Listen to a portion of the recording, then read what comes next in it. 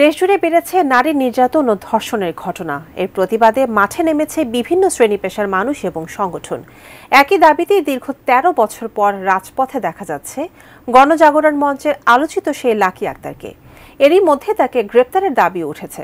এমন পরিস্থিতিতে হঠাৎ খবর ছড়িয়েছে দুর্বৃত্তের হামলায় নিহত হয়েছেন ছাত্র ইউনিয়নের এই নেত্রী। কিন্তু সত্যিই কি তাই নাকি গুজব, জানাচ্ছেন শেখ ফরিদ।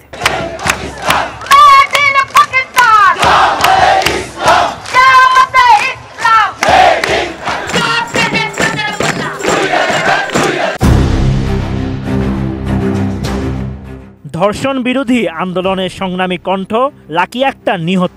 ১৩ই মার্চ স্বাধীন নিউজ নামক একটি ওয়েবসাইটে শীর্ষক শিরোনামে এমন একটি প্রতিবেদন পাওয়া যায়,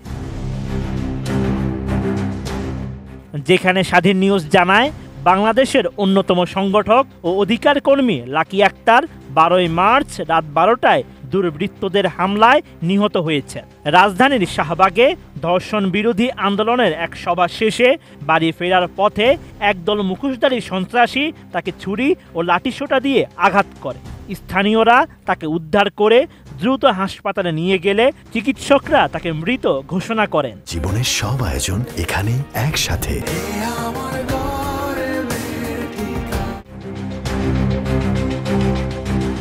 এরপরেই লাকি আক্তারের নিহত হওয়ার ঘটনাটি সামাজিক মাধ্যম ফেসবুকে ছড়িয়ে পড়ে। আর এই বিষয়টি নজরে এসেছে ফ্যাক্ট চেক প্রতিষ্ঠান রিউমার স্ক্যানারের।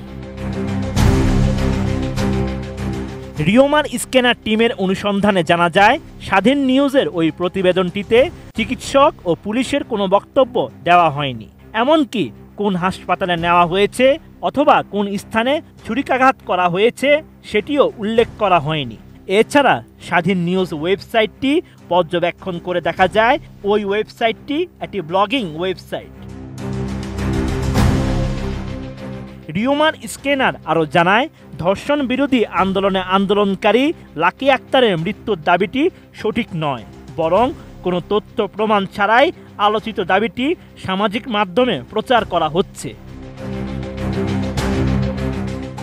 অনুসন্ধানের শুরুতে প্রাসঙ্গিক কিওয়ার্ড সার্চ করে গণমাধ্যম ও বিশ্বস্ত সূত্রে এই সংক্রান্ত কোনো তথ্য পাওয়া যায়নি। সুতরাং ধর্ষণ বিরোধী আন্দোলনে আন্দোলনকারী লাকি আক্তার মারা যাওয়ার দাবিটি সম্পূর্ণ মিথ্যা। Sheikh Farid, ATN news.